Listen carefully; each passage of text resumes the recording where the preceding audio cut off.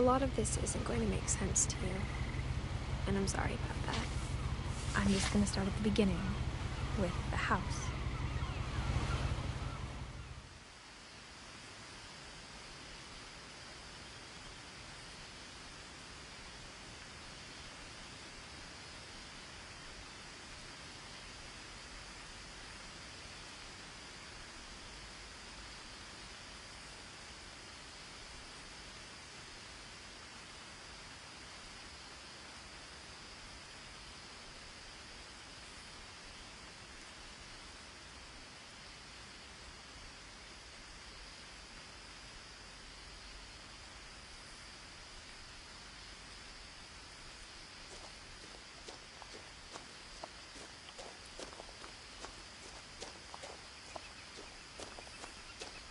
I lived here until I was 11, but I wasn't allowed inside half the rooms.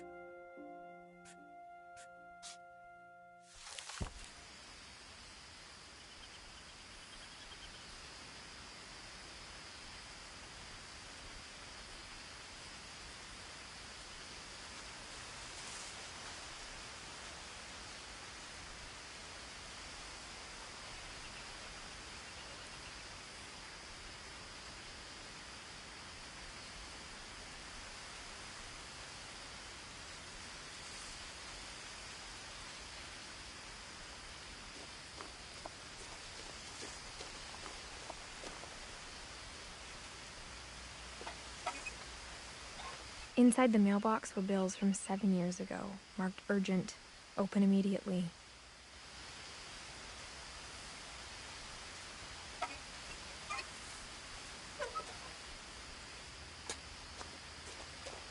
I hadn't been back since my brother Lewis's funeral.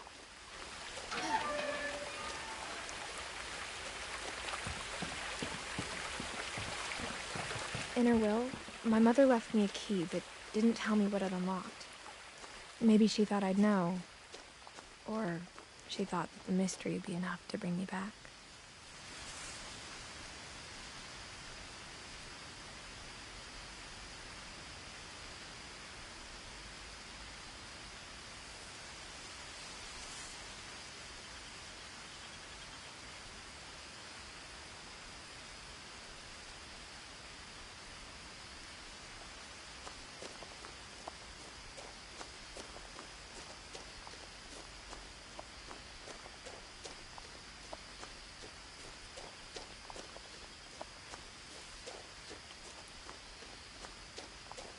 No one had driven this way in a long time, but I saw a few hoof prints.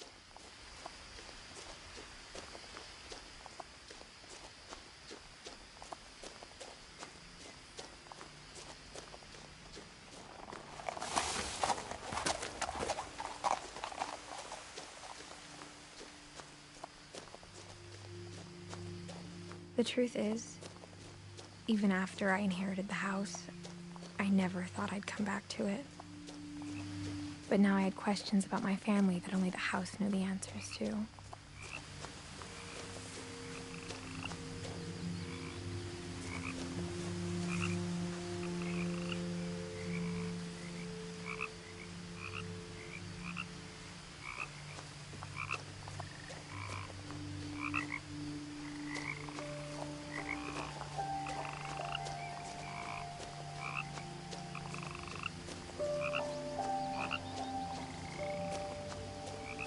The woods around the house have always been uncomfortably silent.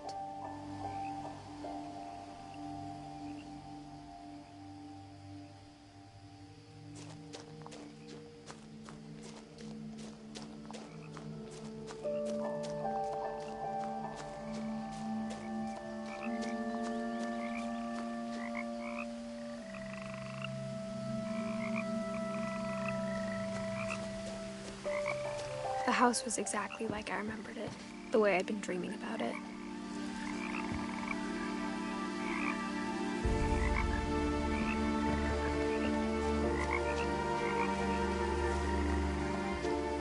As a child, the house made me uncomfortable in a way I couldn't put into words. Now, as a 17-year-old, I knew exactly what those words were. I was afraid of the house.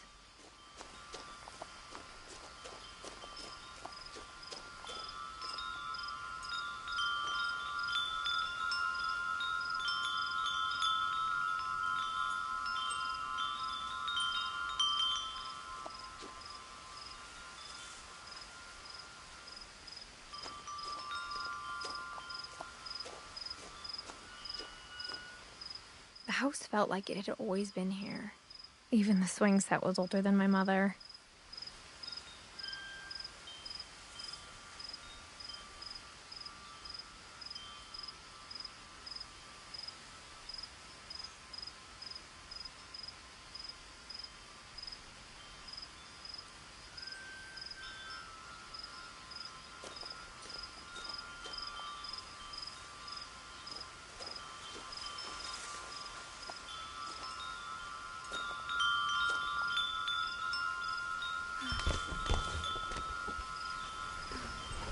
Crawling through the doggy door used to be a lot easier when I was 11.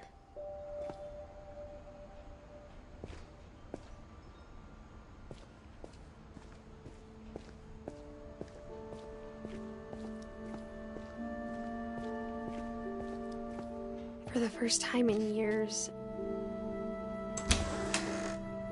I felt like I was home.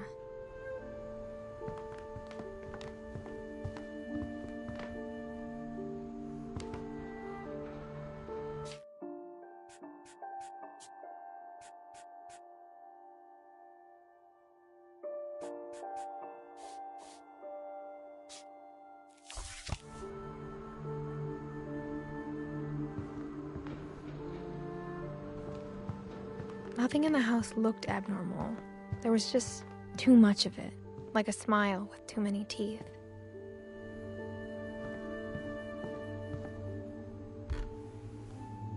Edie told me once that every Finch who ever lived is buried somewhere in the library.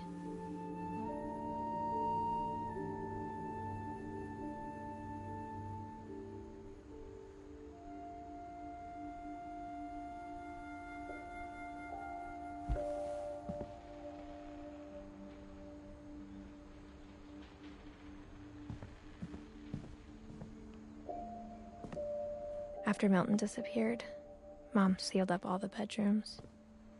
Then Edie retaliated and drilled peepholes.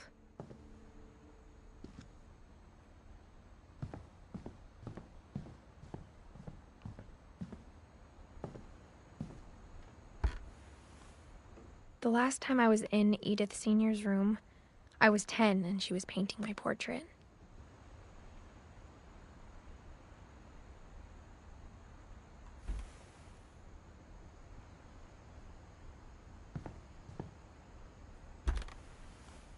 As a kid, I just assumed every house had peepholes and sealed rooms you weren't allowed inside of.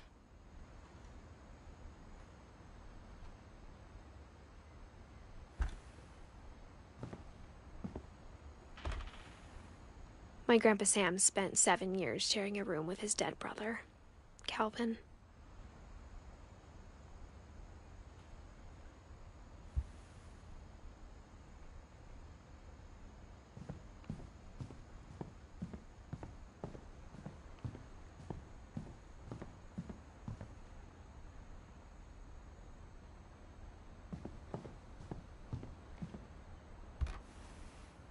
Barbara was a child star for 2 years, until America grew out of it.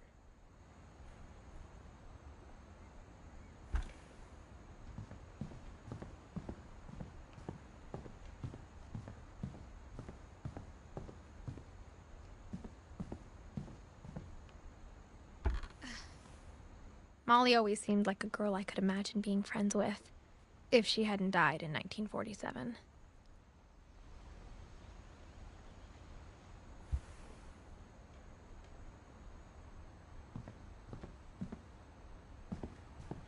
I spent a lot of time playing in Great Uncle Walter's room. I think my mom sometimes regretted not sealing it up. Louis told me there were secret passages, but I never believed him.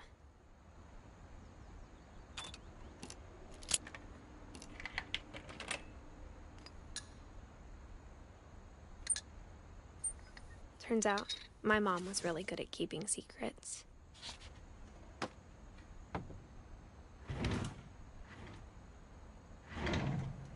Now it was time to find out what my mom had been afraid of.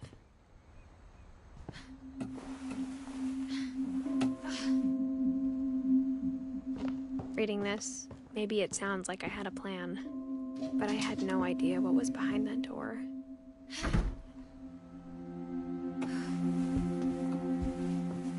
Just like I had no idea where all this was gonna lead.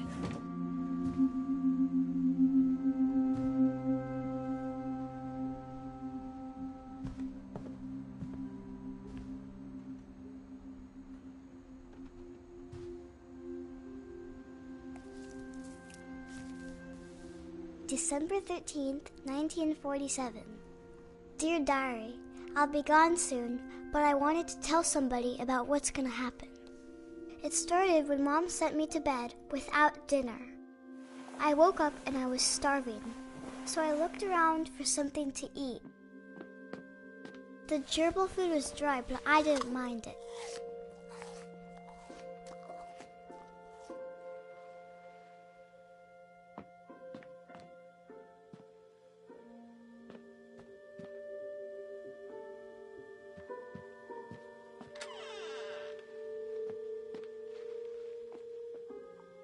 I kept eating and eating.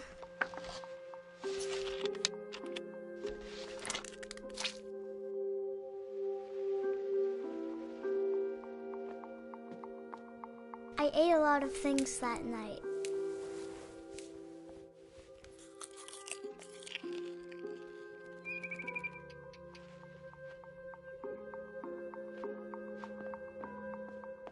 Then I heard chirping outside my window.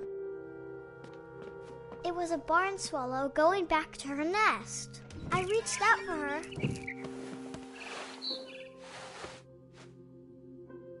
And suddenly, I was a cat.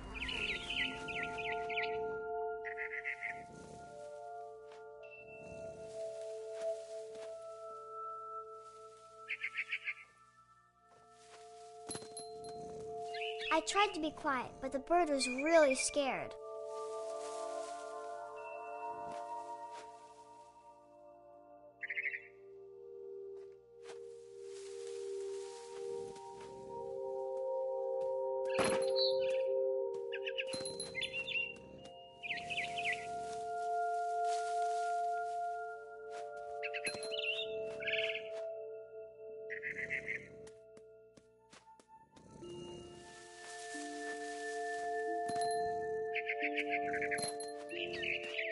Mom and Dad didn't even look at me.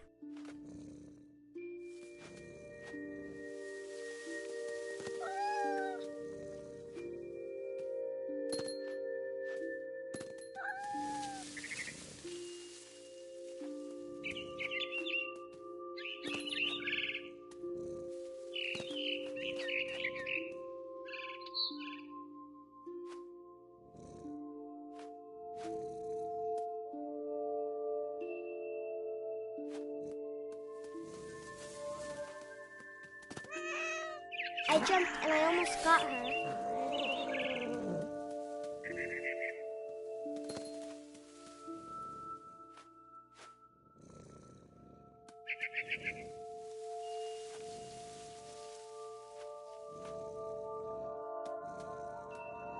I could tell she was getting really tired. Now I was up in the big tree. I promised Dad I wouldn't climb it anymore.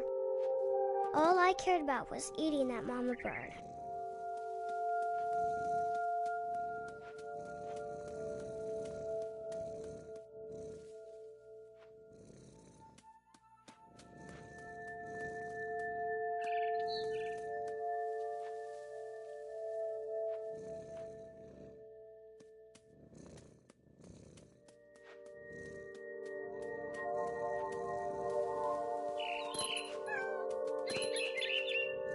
gobbled her up. And suddenly, I was an owl. First, all I heard was the wind. Then I heard little teeth nibbling in the grass.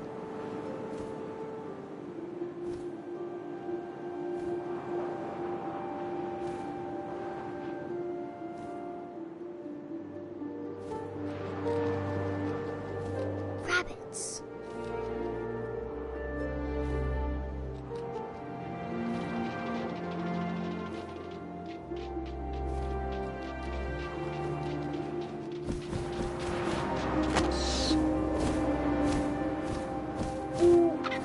I imagined his face looking up and seeing mine through my talons. I swallowed him up, and I didn't chew one bit. Then I flew off to find something bigger.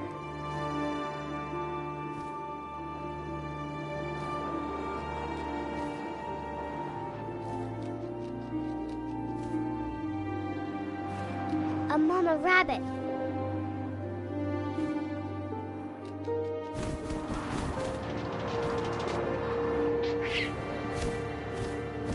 She was almost too big to carry. I started choking, but I couldn't stop eating. And suddenly, I was a shark.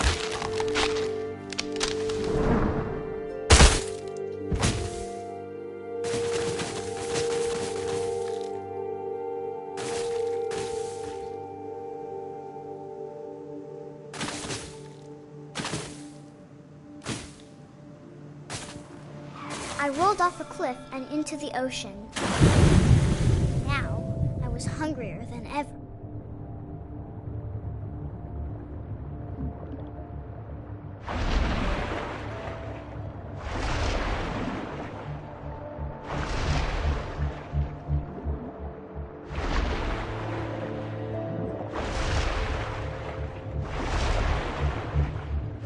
I wanted fat, juicy seals.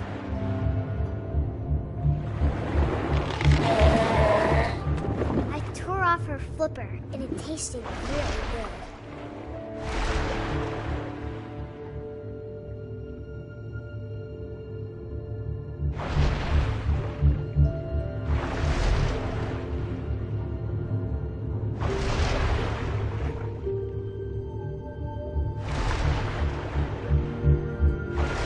I grabbed on tight. When I was so hungry, I jumped out of the water. When I opened my eyes, everything had changed.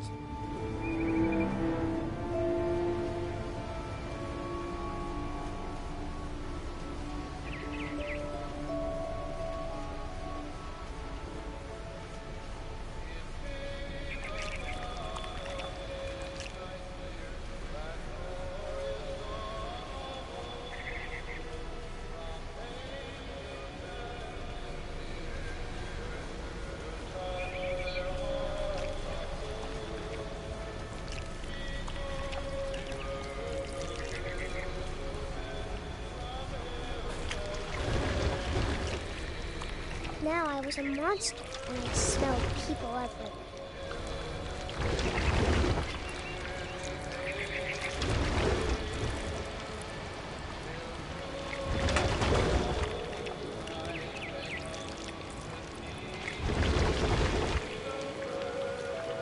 I was big, but I moved real quiet.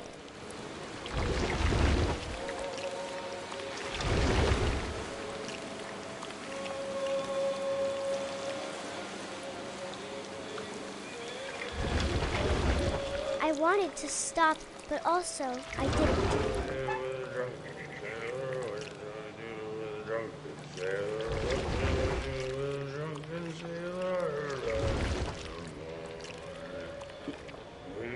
Belly with a rusty razor, his belly with a rusty razor, his belly with a rusty razor. What shall we do with a drunken sailor? What shall we do with a drunken sailor? What shall we do with a drunken sailor? Put him in bed with the captain's daughter, put him in bed with the captain's daughter, put him in bed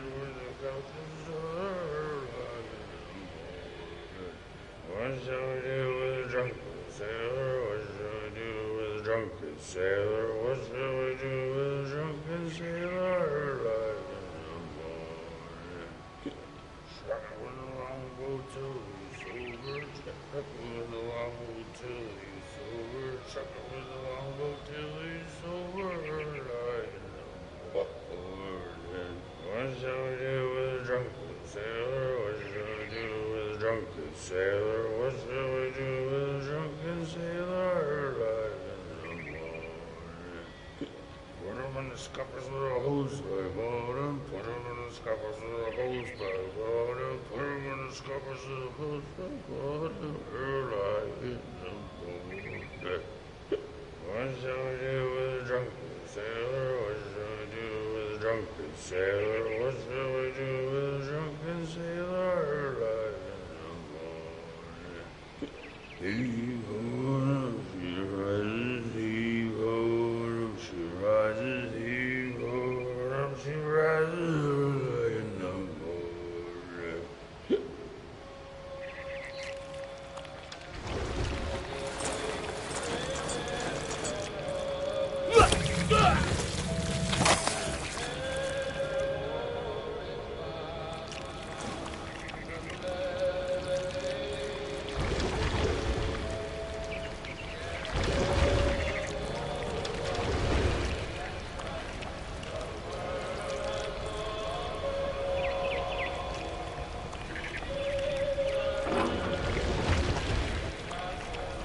After the last passenger, I was still hungry.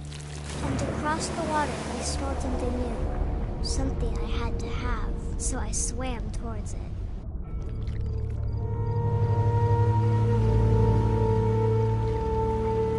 I slithered onto the sand, and the good smell went into an old pipe.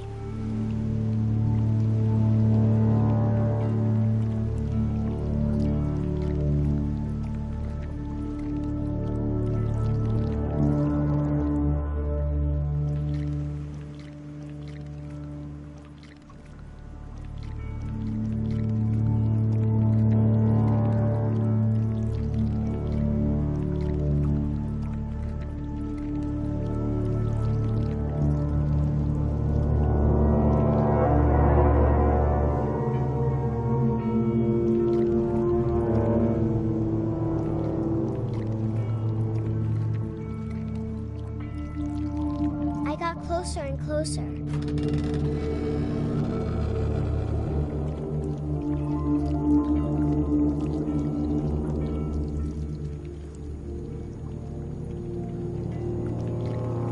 All my stomach started growling. And suddenly, I was me again. I held my breath for a long time, but I couldn't hear anything. I think it's waiting for me to fall asleep. But it's not going to wait much longer. It needs to feed, and we both know I will be delicious.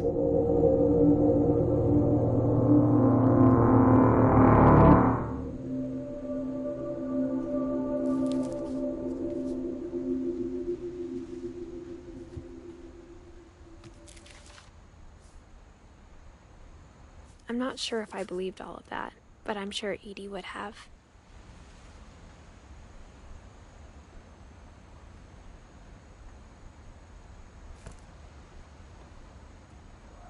I got the sense Edie had spent a lot of time here.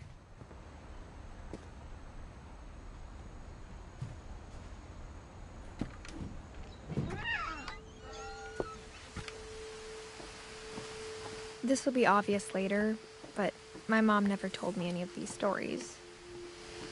Edie would have, but Mom didn't like bringing up the past. Though, when we adopted a stray kitten, she was the one who named it Molly. I spent a lot of time in Great-Grandma Edie's room.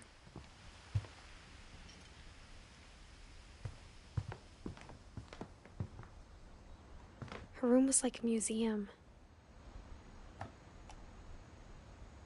For 500 years, the Finches have been famous throughout Norway for their fortune and misfortune.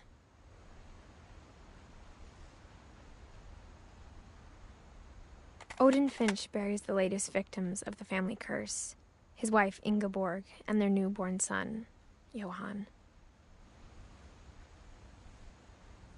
On January 7th, 1937, he set sail with his family and his house, hoping to leave the curse behind. But 40-foot waves off the coast of Washington send the house and Odin to the bottom of the sea. Odin's daughter Edie, with husband Sven and baby Molly, step ashore on their new home, Orcas Island. Odin Finch is the first to be buried in the new family cemetery. His daughter Edie is already dreaming of a new Finch house.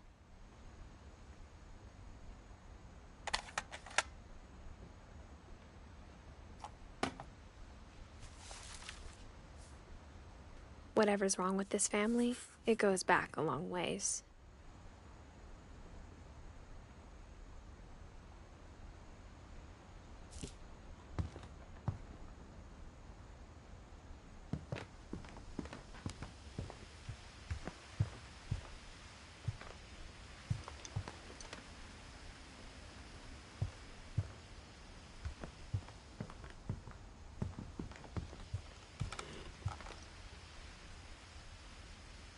When Edie told people Sven was killed by a dragon, she could also have said he was building a dragon-shaped slide that collapsed. Even in her 90s, sometimes Edie seemed a lot younger than my mother. The only trace Grandpa Sam's first wife Kay left on the house was the pink bathroom. It was a pretty big trace.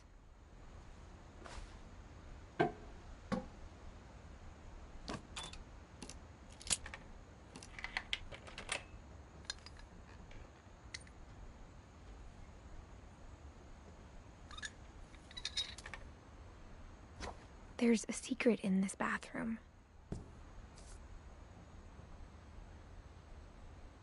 It's in the last place you would look.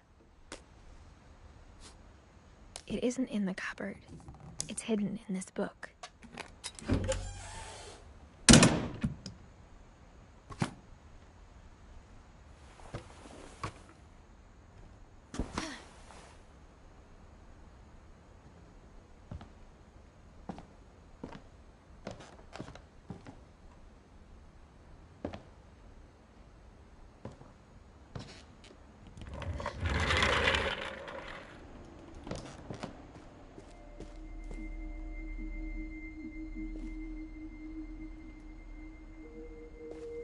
I knew Grandpa Sam had a twin,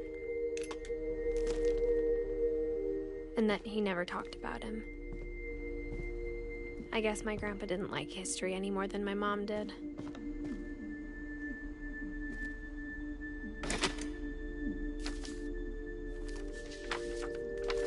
How I Want to Remember My Brother by Sam Finch.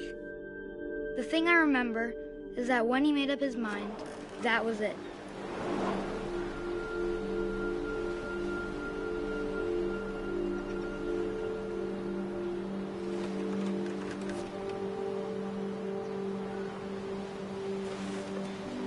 My brother said he'd die before he ate another mushroom, and he did.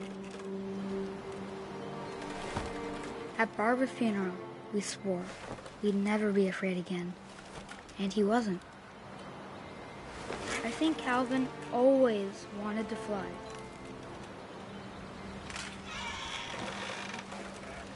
Sam! Calvin! Dinner's ready! Coming! But that day, he finally made up his mind to do it. I told him going around was impossible.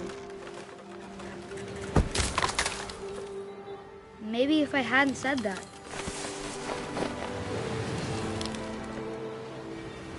Calvin! I'm not gonna tell you again! Maybe if the wind hadn't picked up. Then maybe he'd still be here. But I doubt it. I think he'd already made up his mind. That's what I want to remember about my brother.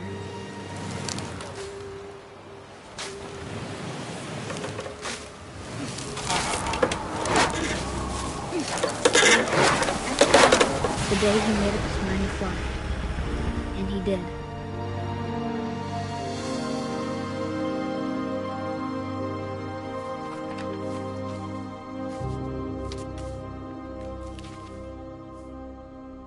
Calvin's story felt strangely familiar. When I was younger, I remember trying to do the exact same thing. After the funeral, Edie roped off Calvin's half of the room. Mom said Grandpa Sam enlisted at 18 and never set foot in the room again.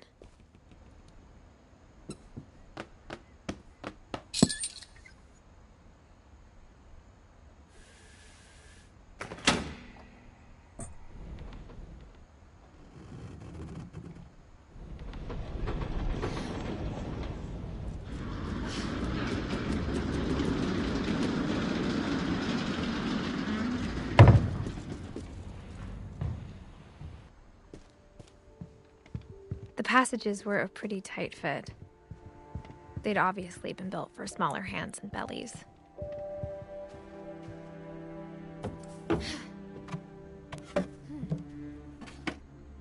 Growing up, I always thought of Barbara as a child star.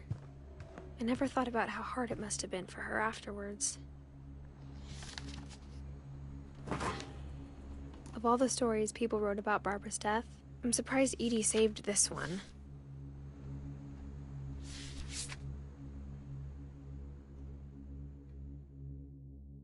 Old Jack here with another ghastly tale inspired by America's most unfortunate family. I'm calling it The Surprise Ending of Barbara Finch. As a child star, Barbara was famous for her scream. Now at 16, she was all washed up. A has-been. But in a lucky break, she'd been asked to perform her signature scream at a local convention for monster movie fans. It was just the boost her career needed. Unfortunately, her scream hadn't aged well. Getting better. I think you just need the right motivation. Her biggest fan and current boyfriend, Rick, was about to demonstrate when... Now that was a great scream. It was Barbara's father, Sven. He'd slipped into a table saw and had to be rushed to the emergency room. So Barbara got stuck babysitting her youngest brother, Walter. Her convention comeback was canceled. Okay, I'm hearing frustration, but I'm not hearing terror. What if I tried... A gang of hoodlums in Halloween masks have been terrorizing Orcas Island tonight. Police are urging residents to... That came from the basement. You're right! Also, I loved your delivery on that. Why is your basement door locked? Because my dad likes making puzzles and secret passages. There's a key hidden in the music box. The secret is to keep winding and winding until finally the key pops out. Thanks, babe. I'll be back in a sec. 20 minutes later, Rick hadn't returned. So Barbara went to look for him, right on cue. She reached for the music box.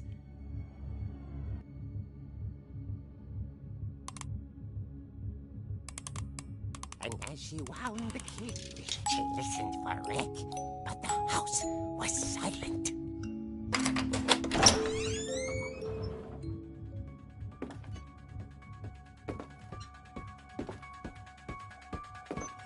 She found Rick's crutch and imagined the worst.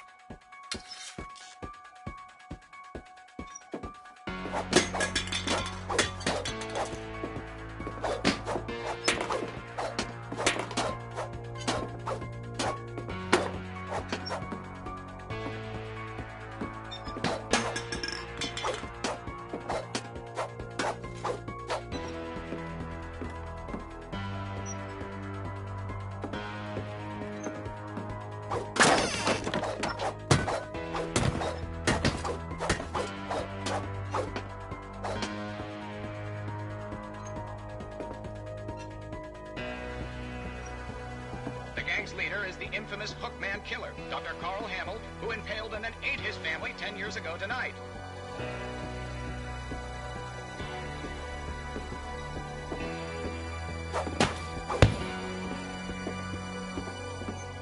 The old fridge rattled and grew still. Oh dear! Oh! Rick? Barb, relax. I was just trying to scare you to help you find your scream. Well, I'm not scared, Rick. I'm furious. Then act furious. All I'm getting from you now is that you're hurt and confused and She threw him out, but she kept a little something to remember him by. Barb, have you seen my other crutch? And she was still holding it when she fell asleep watching the late picture show. Hours later... Barbara! Walter, what's going on up there? Ah! Okay, I'm coming up, but if this is a trick, you're dead, Walter.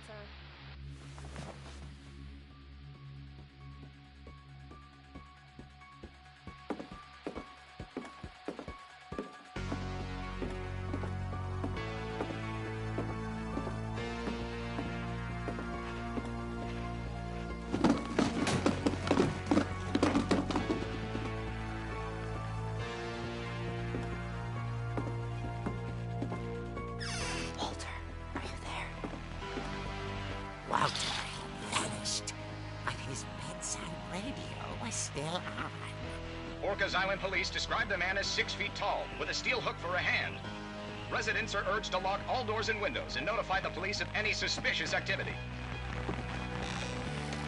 Barbara turned, saw the hook man, and was speechless. He was quite smashing.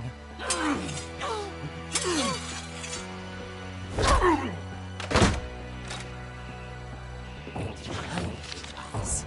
He couldn't get enough of Barbara. Okay, Barbara, there's gotta be another way out of here.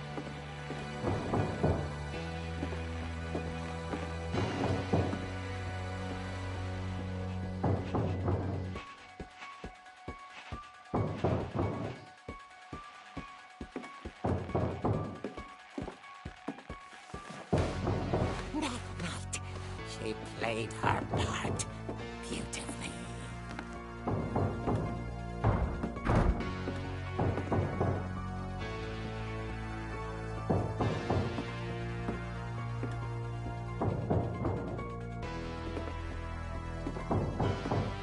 Molly's door hadn't been opened in years. The hinges groaned.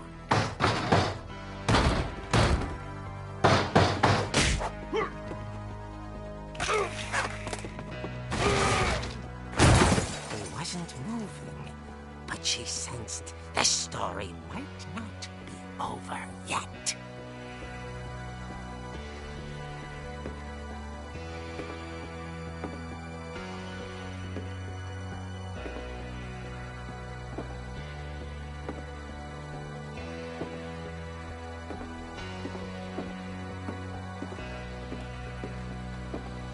The hookman had vanished. She listened for his breathing, but all she heard was...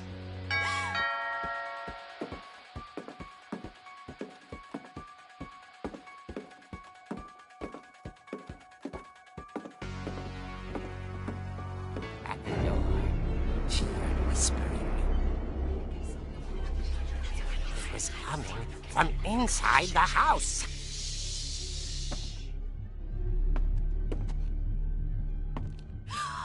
Oh dear. The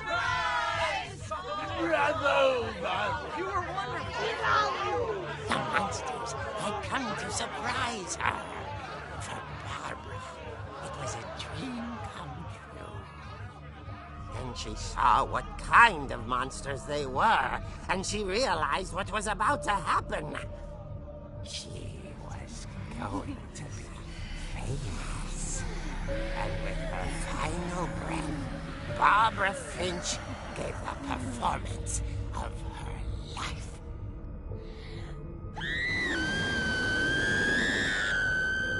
I wasn't there myself, but I hear Barbara was magnificent. Poor girl. She had a taste for stardom. But unfortunately, so did her fans. Of course, the police blamed it all on poor Rick, who disappeared the same night. And little Walter? Hiding under his bed the whole time. He took it all pretty hard, but that's another story. As for Barbara, tucked inside the music box is all they ever found of her. Her ear. Now that's what I call a real eerie tale.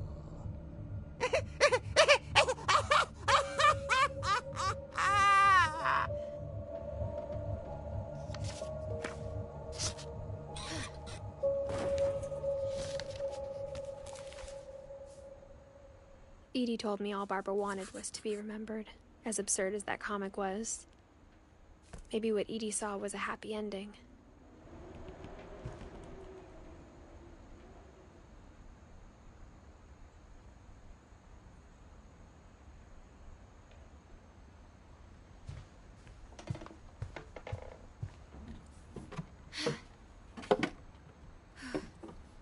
I guess now I know why Mom didn't like me playing with the music box.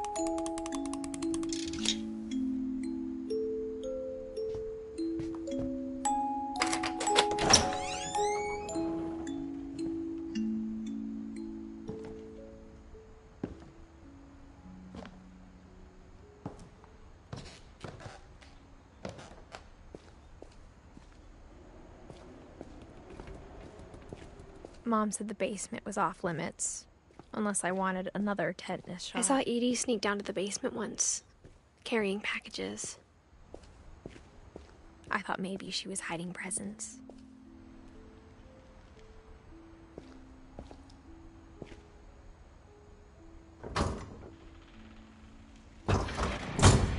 It turned out she was hiding a lot more than that.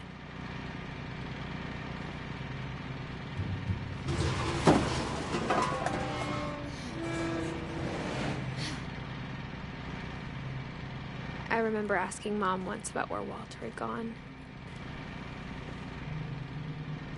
She said after Barbara died, he got as far away as he could.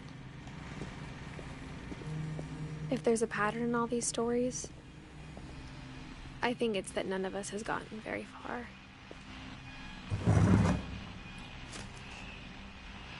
Goodbye, everyone. I can't believe I've been down here for 30 years. On that first day, after the shaking started, I didn't think I'd survive a week.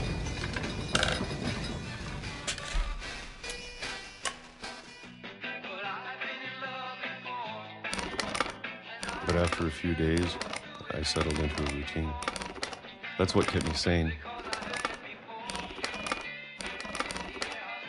Having a schedule, living for today. I always expected to be dead tomorrow. But if you wait long enough, you get used to anything.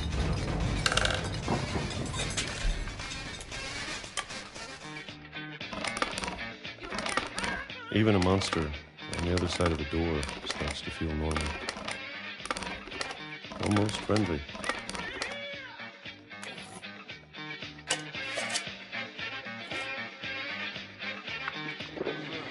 And then one day, everything just stopped. Whatever that thing was, it was gone. Maybe it got tired of waiting.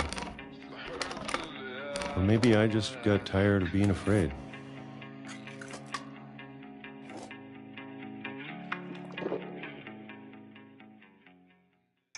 It's been a week now, the longest in 30 years.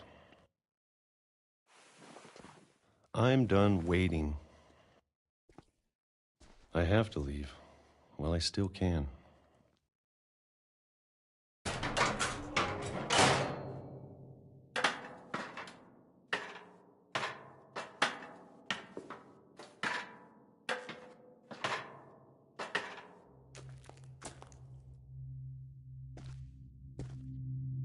I know it's out there, somewhere.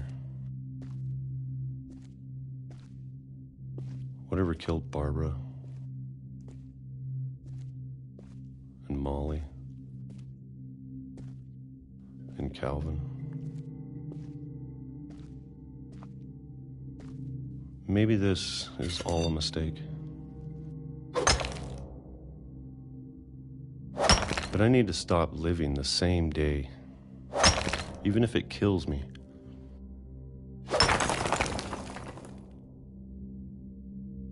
Whatever's out there, I want you to know I'm ready for it.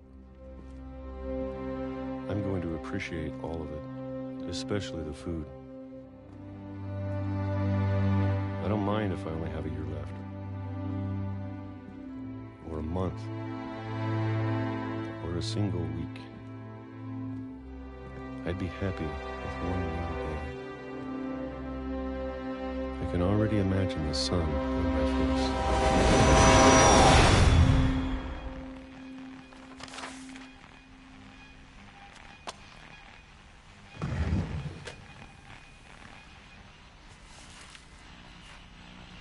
Walter died when I was 6. I can't believe my mom never told me he was down here. I'm sure my mom was trying to protect me.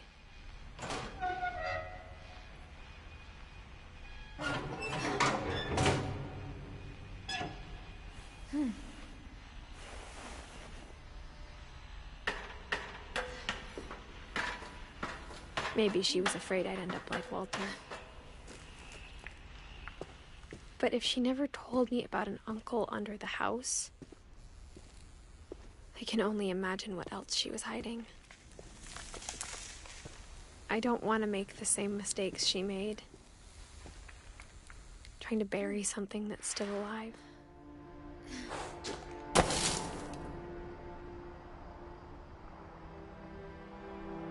Now that there's only one of us left, or maybe 2, I thought it was time I heard the stories for myself and found out what happened to everyone else. But now I'm worried the stories themselves might be the problem. Maybe we believed so much in a family curse, we made it real.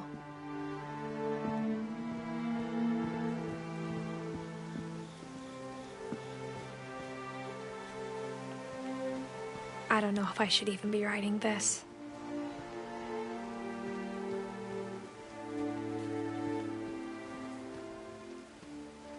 Maybe it'd be better if all this just died with me.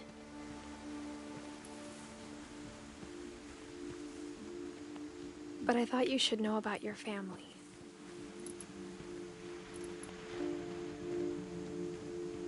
And the history you're a part of. Though to be honest, I feel as lost as you probably do right now.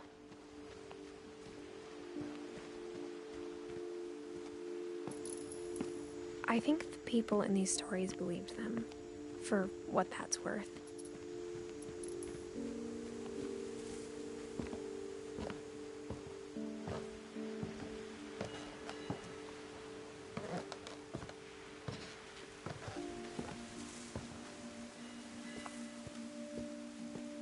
you look at the house, that history of imagination and stubbornness and madness, any of it seems possible.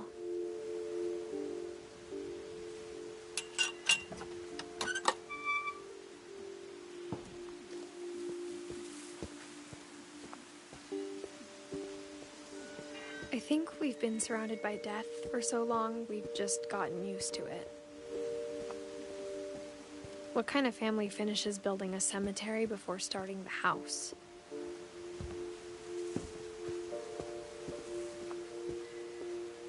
It's embarrassing for me to admit this, but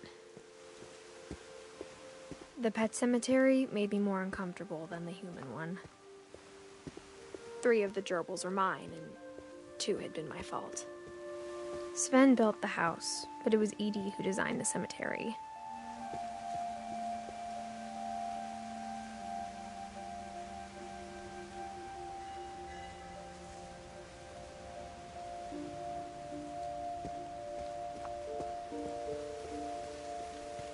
I'm sure Odin's monument had been Edie's idea. My mom was always trying to move on, but for Edie, the past never went away. She could see it poking out of the water at low tide.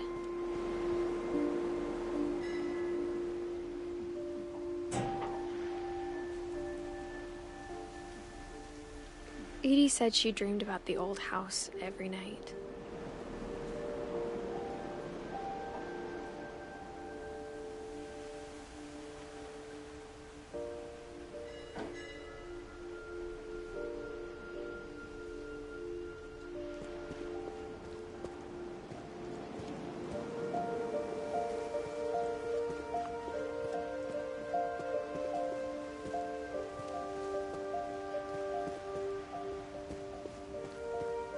Edie's side was always easier for me to understand. But the older I get, the more I can see where my mom was coming from.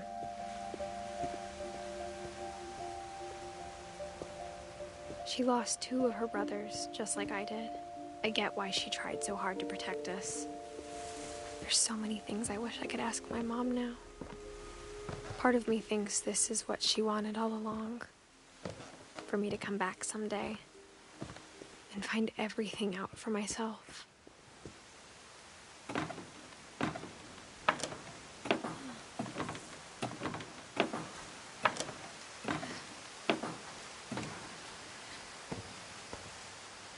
But looking back on it now,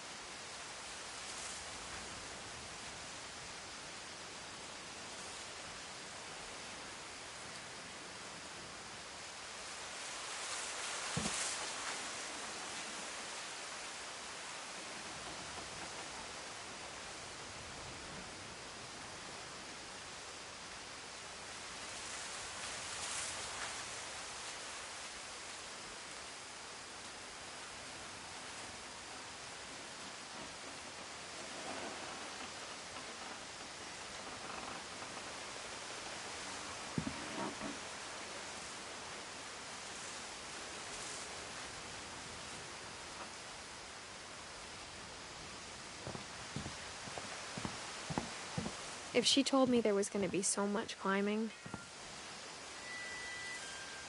I never would have come when I was 22 weeks pregnant.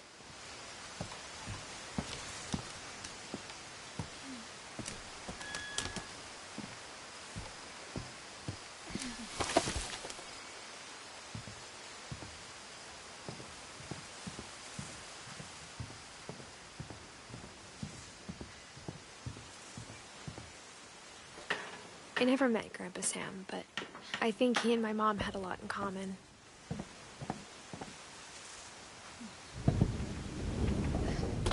They were both pretty intense. Instead of hiding from death, Sam seemed to go out of his way to meet it.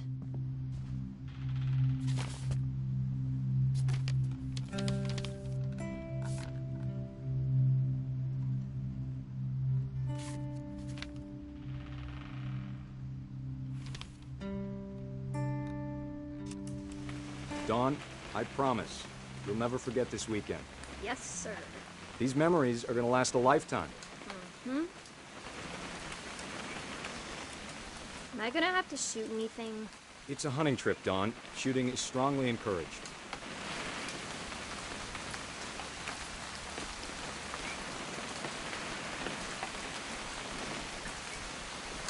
What? Perfect.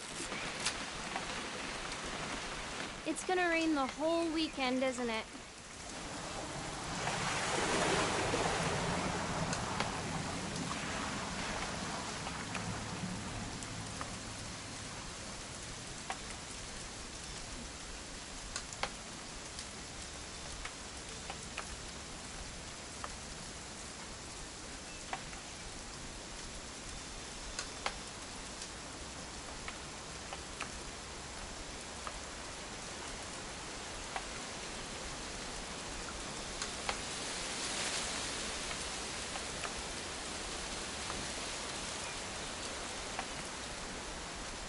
Please just take the damn picture. Hey, language.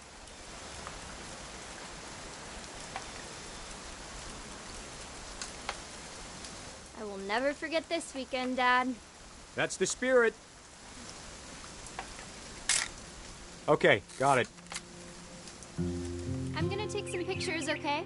Just be careful. That camera's older than you are.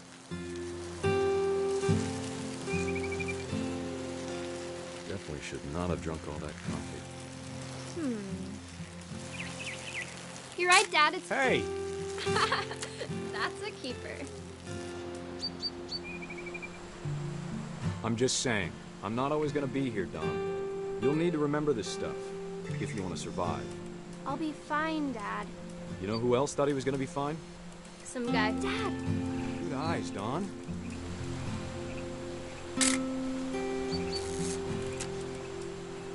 Before you take the shot, let me get a picture of you.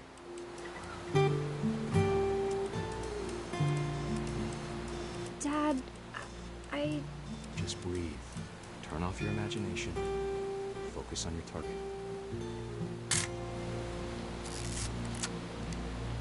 Let me get behind you. Do I have to do this? Dawn, you don't have to do anything. But if you want to survive, you'll need to...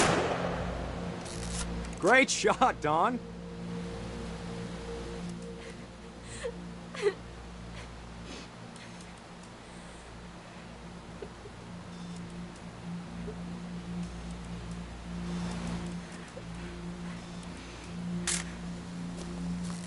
I'm proud of you, Dawn. Always remember that, okay?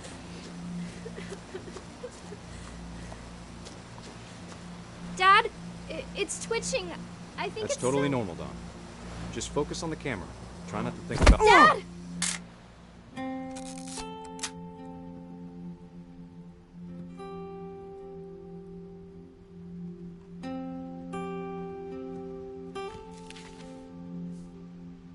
Of all these stories, that's the one I wish most that my mom had told me.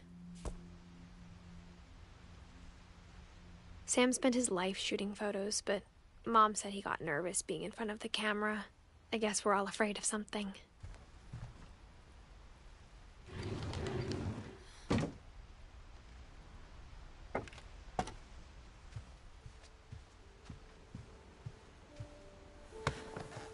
After Sam died, my mom and Edie got really close. They'd both lost a lot.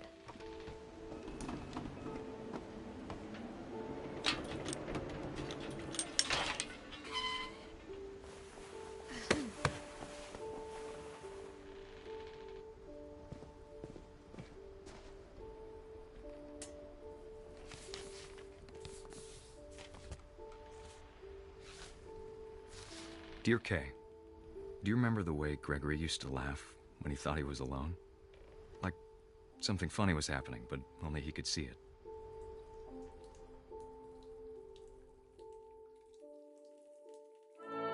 I think he saw things the rest of us don't.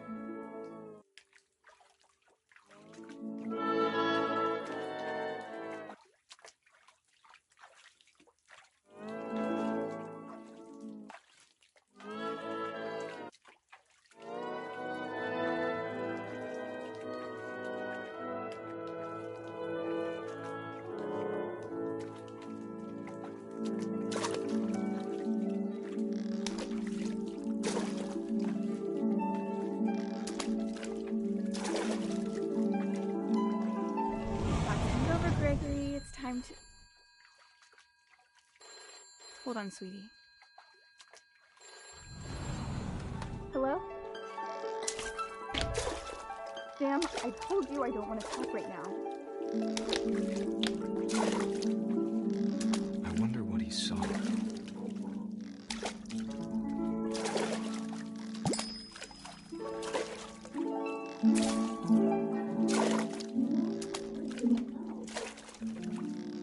What his world was like.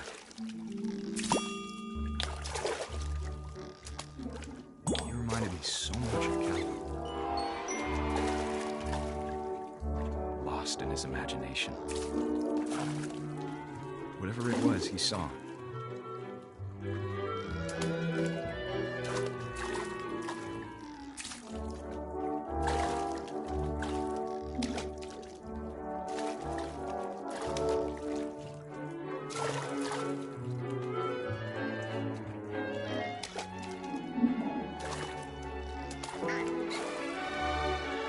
It sure made him happy.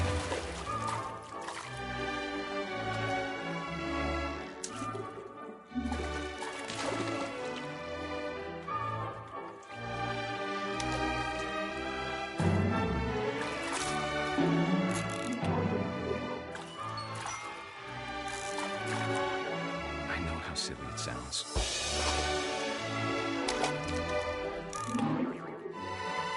But I worried about the baby being too happy.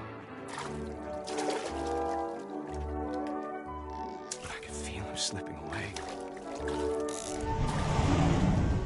Sorry about that, Gregory. I know you did everything you could. Maybe if I hadn't called that night. Damn it.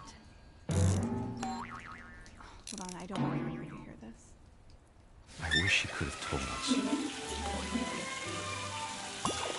about the world he saw.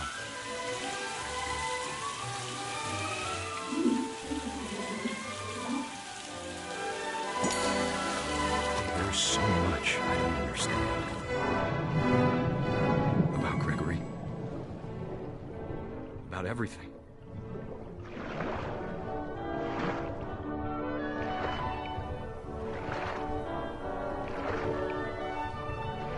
But I know what happened wasn't your fault.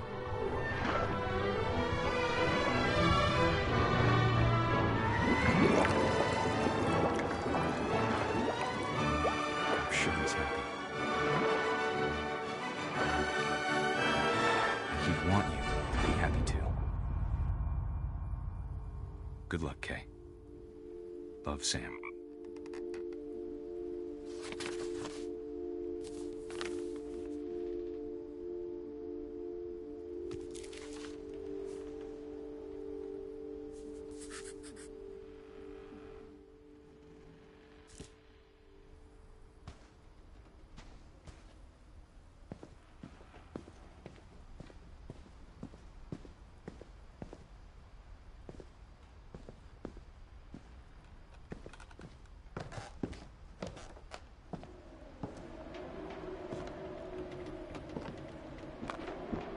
My mom moved up to the loft after her brothers died. At the time, it was as far away as she could get.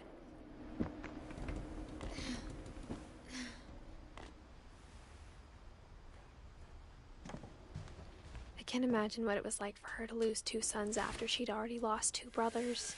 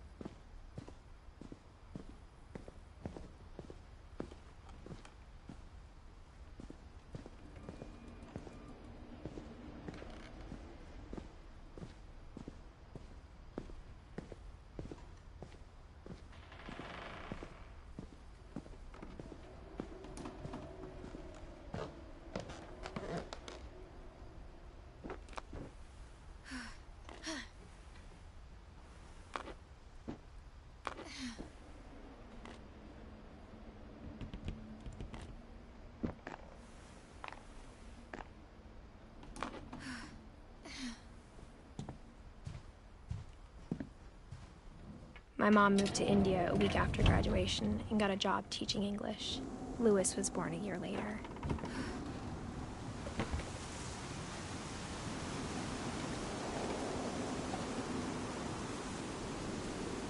When my dad died, I don't think Mom knew where else to go.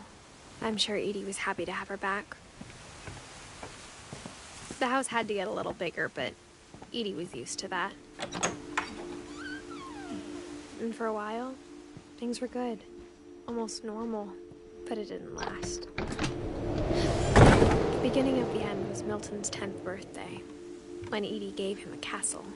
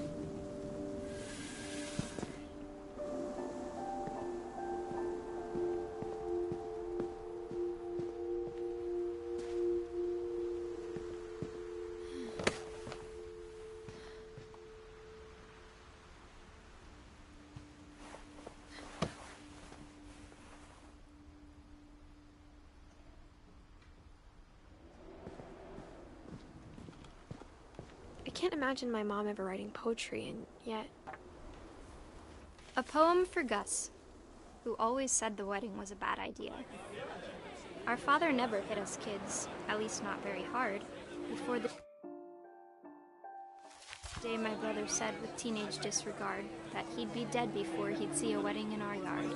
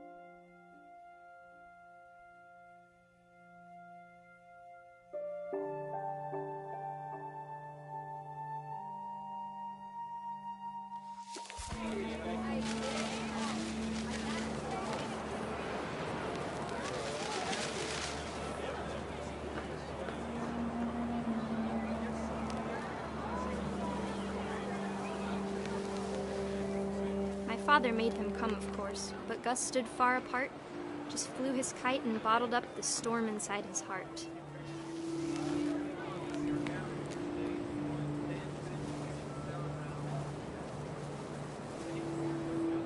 I tried to talk him out of it, but though he'd never met her, we don't need a stepmom, were the words that I now pronounce you husband and wife. You may kiss the bride.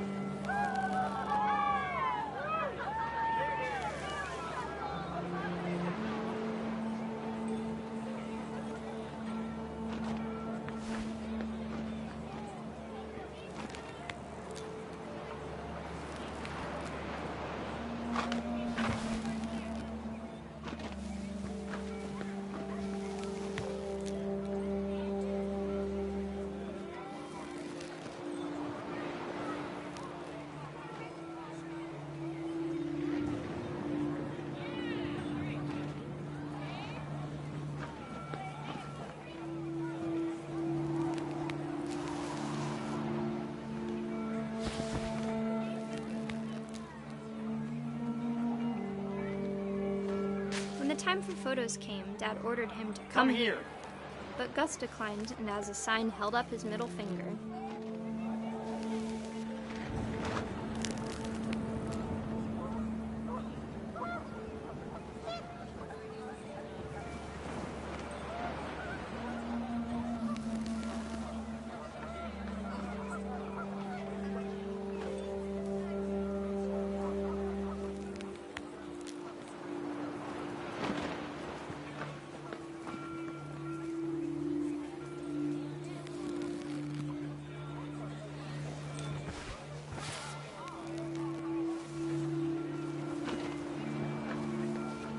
Wind picked up, and panicked geese appeared and quickly went. But all the humans did that day was go inside the tent.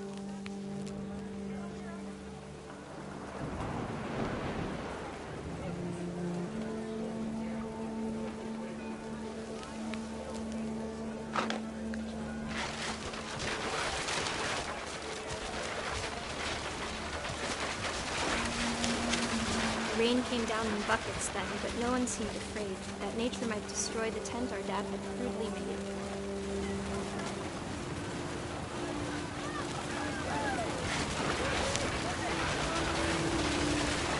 The thunder sounded much too close and full of angry power. But all my father said to this was, "Make the music louder."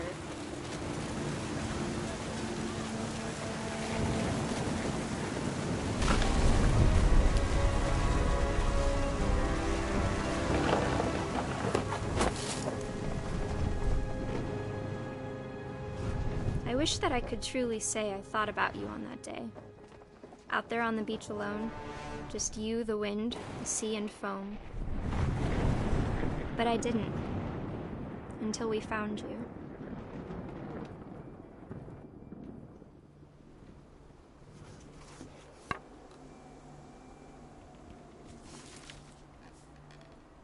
She never talked about him, but Mom told me once if I was a boy, they were going to name me Gus.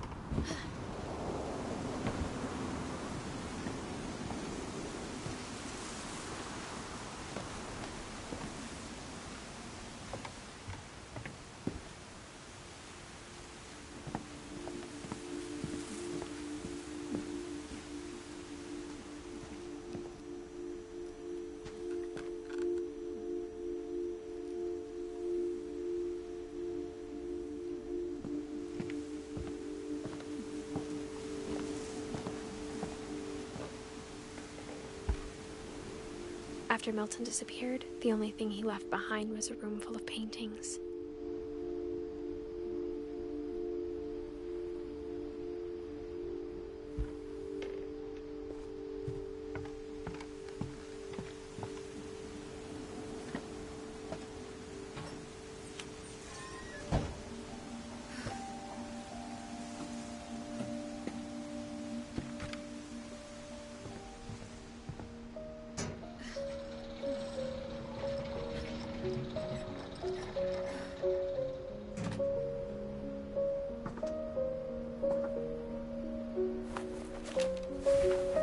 Milton Finch in The Magic Paintbrush.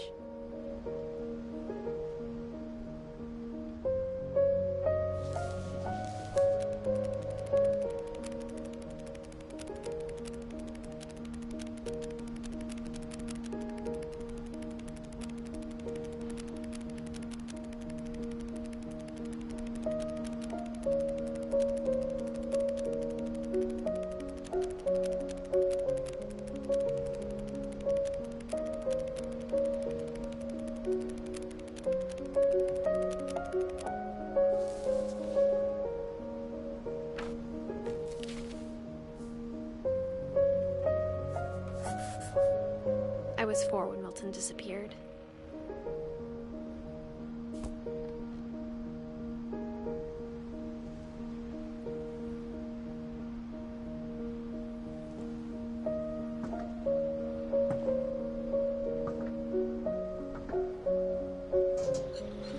Mom spent months searching for my brother. Then she sealed the doors. Whatever Milton had found in the house, Mom didn't want it getting out.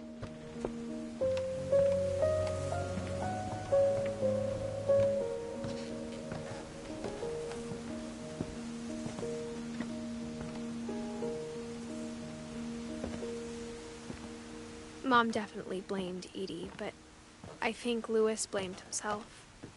After he graduated, he just spent more and more time in his room, until Mom got him a job at the cannery.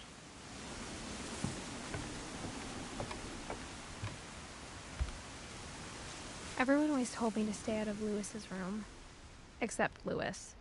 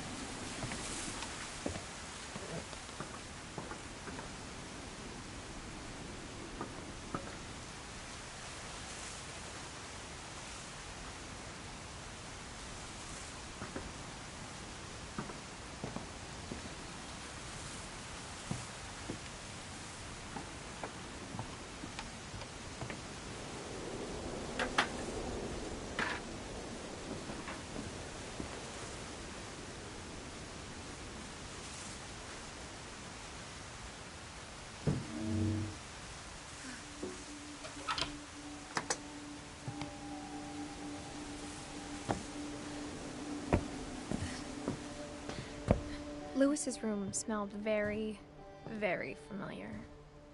That part of him lived on.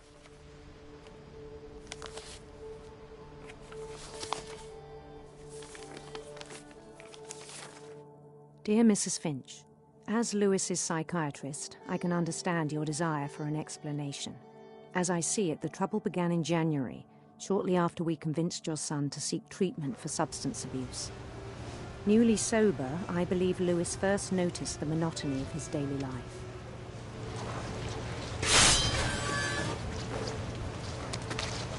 He kept working at the cannery, but he withdrew part of himself. In our sessions, I saw the same behavior. His mind began to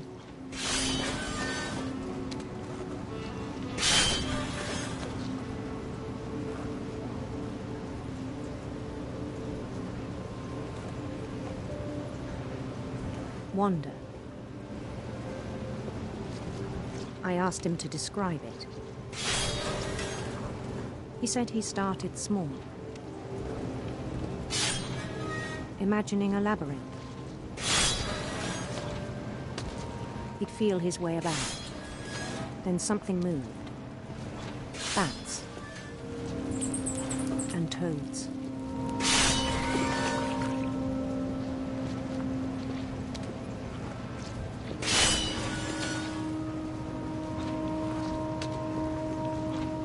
Things that have not names. He knew it was all in his head. he took it very seriously. I had hoped he'd find himself.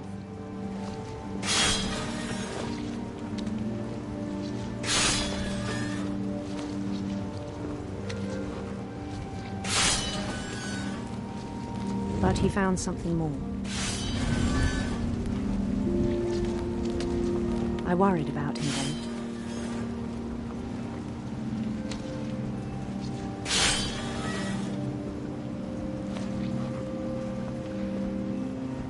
Daydreaming at the cannery, I spoke with his boss. But he said Louis had become a model employee. Methodical, tireless, focused. Like a whole new Louis. So I let him go on.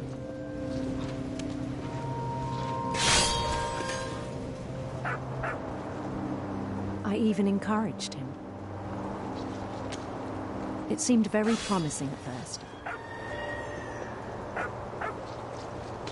He told me he'd made a new friend.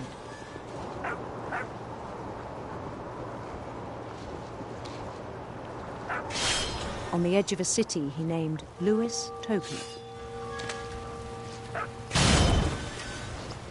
He built the city up slowly, brick by brick. Then he made musicians.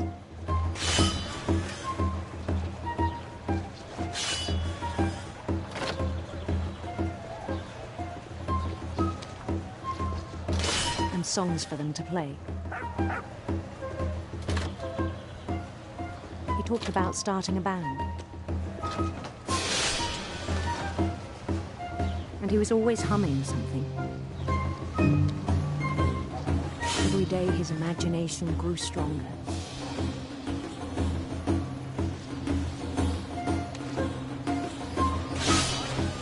He no longer spoke at the cannery.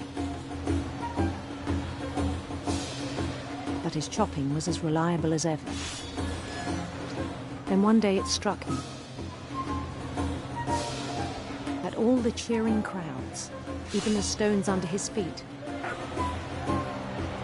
were all in his imagination, so he could do whatever he wished.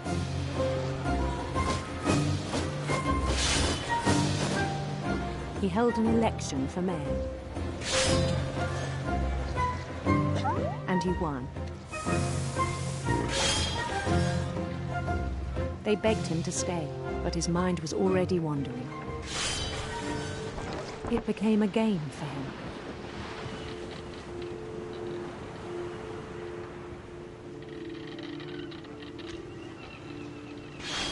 He'd conquer a city, then immediately push on. New Louisville.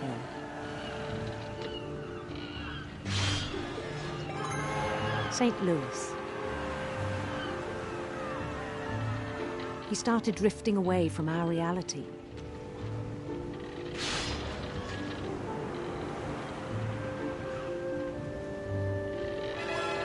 Minneapolis. Until one day he forgot to go home from the cannery. Even as his mother pleaded with him, part of Louis kept sailing on.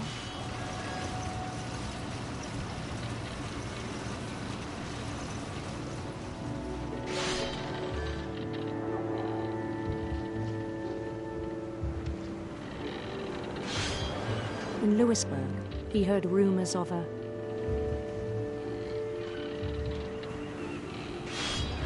beautiful prince.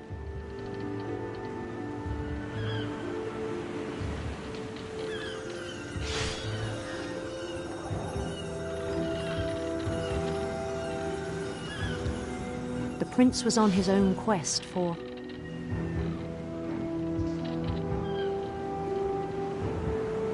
radiant rainbows.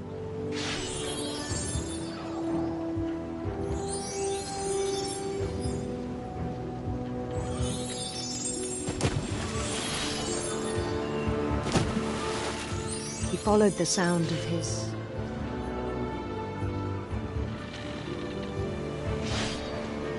silver harp.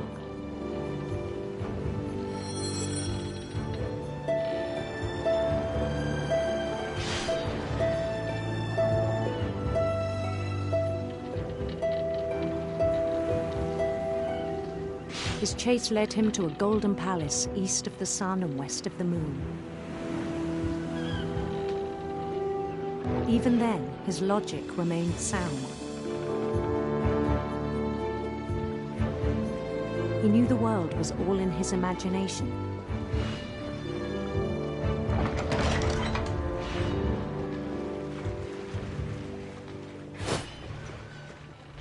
But he was so proud of having created it. In his own eyes, he'd become something greater than a king.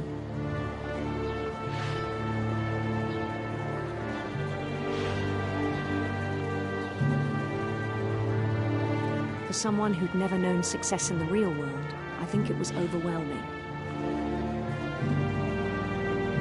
And then it struck him that the real Louis was not the one chopping salmon, but the one climbing the steps of a golden palace.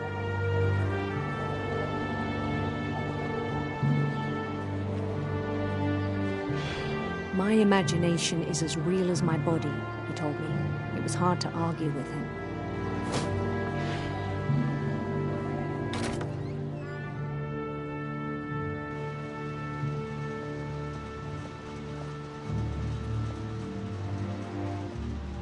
We began to forget the world we know.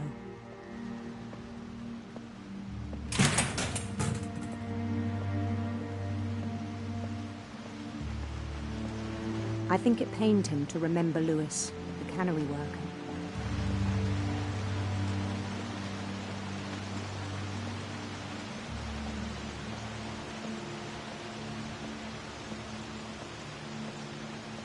He began to despise the man with a royal contempt.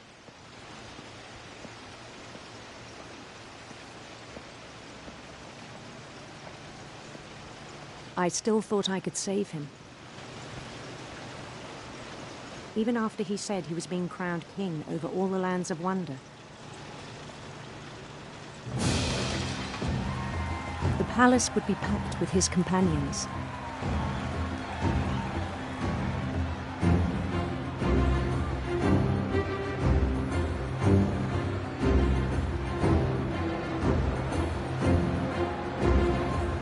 Including the wise Calico who'd insisted on advising him.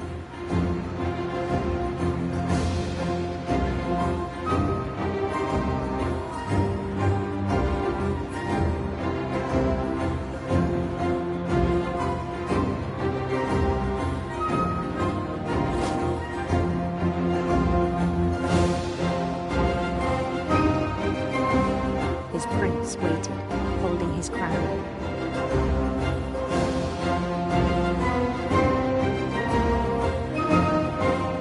There was only one thing left to do.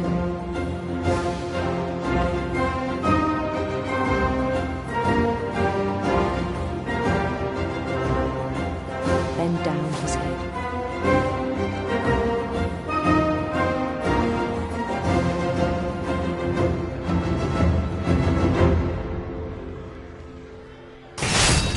And the rest I think you know. Mrs. Finch, your son was a kind man who will be missed by all of us who knew him.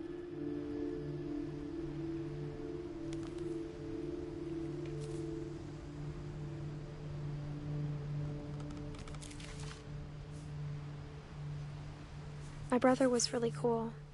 I wish you could have met him.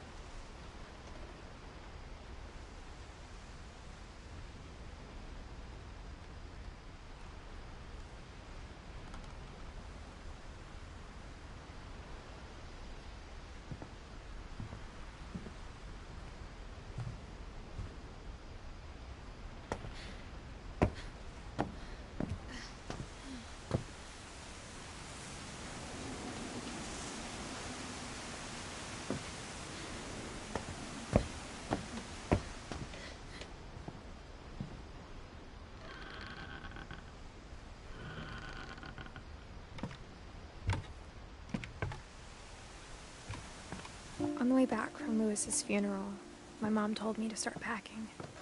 She waited until the day before we left to tell Edie. I'm not sure if she wanted to make it easier or harder. I wish we'd stayed. But I understand why we left. What happened that night had been coming for a long time. Maybe it should have come sooner.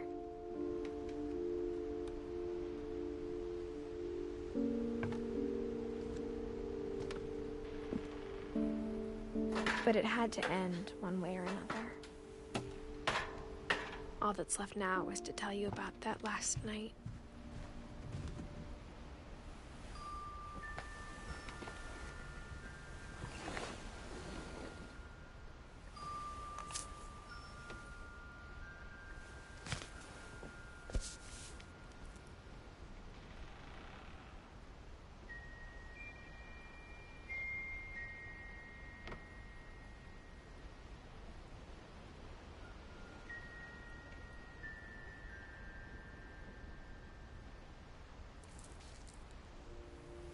That whole last day, Edie just watched us pack and didn't say a word.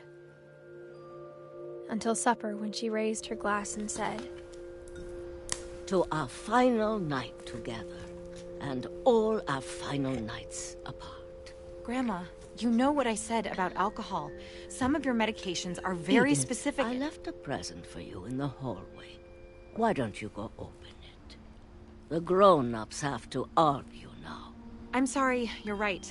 We're all leaving tomorrow. Let's just enjoy our last... I'm not leaving. Edith, you're excused.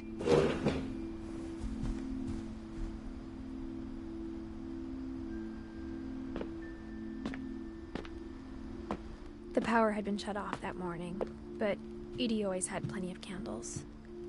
When my mom sealed the library, I don't think she knew about the other entrance, or that Edie had a key to it.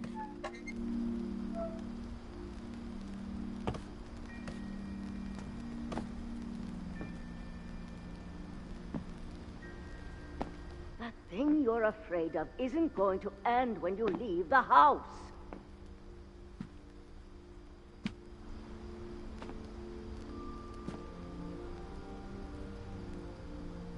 Edith has a right to know these stories. My children are dead because of your stories. I think it's best if Edith and I leave tonight. We'll have the nursing home send a van for you in the morning. Okay? Dear Edith, there's so many stories I wish I could tell you, but there's only time for one. This is about what happened on the night you were born. That night, the tide went way, way out. It was the first and last time I ever saw the old house aground.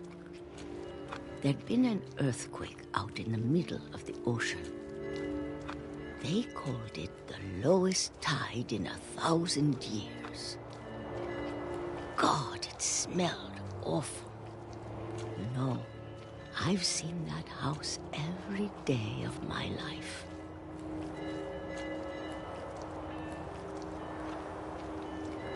But I never thought I'd go back to it.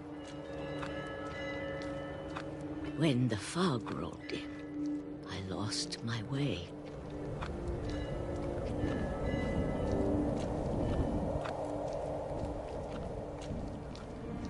I got turned around.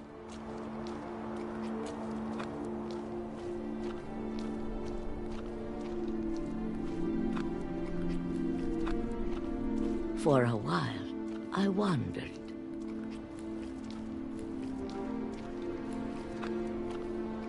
I started seeing things.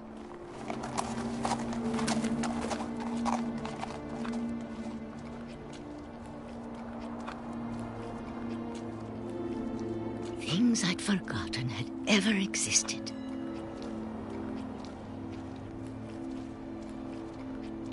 But when I saw them, they felt like old friends. That night, a lot of things came back to me. Or maybe I came back to them.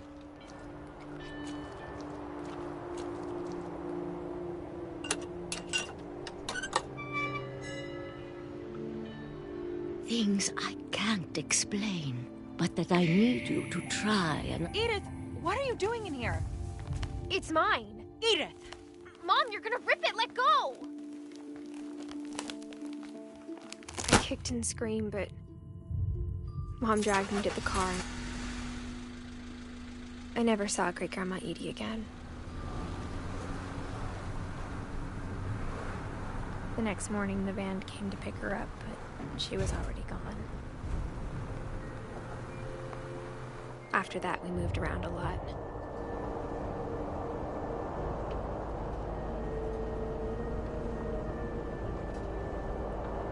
We both tried to make the best of it.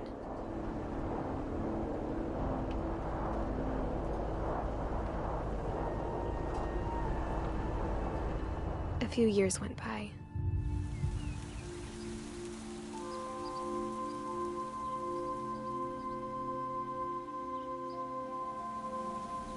My mom didn't like to talk about it.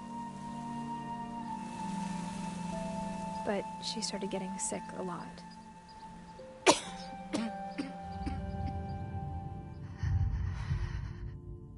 She got better for a while,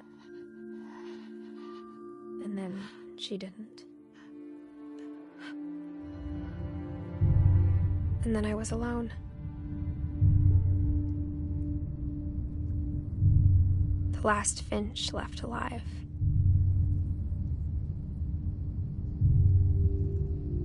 Until I found out about you. I'm still not sure what to tell you about all this. If we lived forever, maybe we'd have time to understand things. But as it is, I think the best we can do is try to open our eyes. And appreciate how strange and brief all of this is.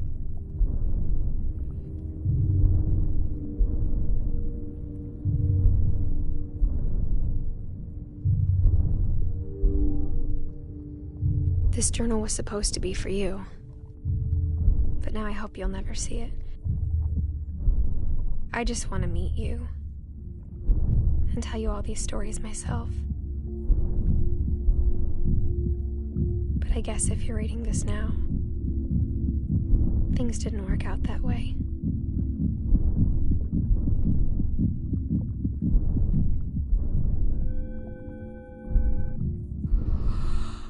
This is where your story begins. I'm sorry I won't be there to see it. It's a lot to ask, but I don't want you to be sad that I'm gone. I want you to be amazed that any of us ever had a chance to be here at all. Good luck.